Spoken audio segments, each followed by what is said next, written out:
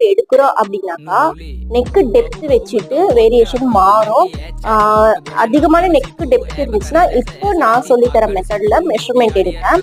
இல்லை லோ நெக்கா இருக்குனாக்கா அது வேற மாதிரி வரும். இப்போ வந்துட்டு இது நெக் வந்து பாத்தீங்கன்னா ரொம்ப நல்லா டெப்த்தாவே வச்சிருக்காங்க. ஸோ இதுக்கு எப்படி மெஷர்மெண்ட் எடுக்கணும் அலோ பிளவுஸ்ல இருந்து இப்போ நான் சொல்லித்தரேன், ஃபாலோ பண்ணிட்டு வாங்க.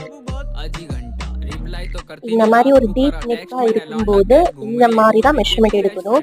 லோ நெக்கா இருக்குனாக்கா அது மெஷர்மெண்ட் வேற மாதிரி எடுக்கணும். ஓகேங்களா?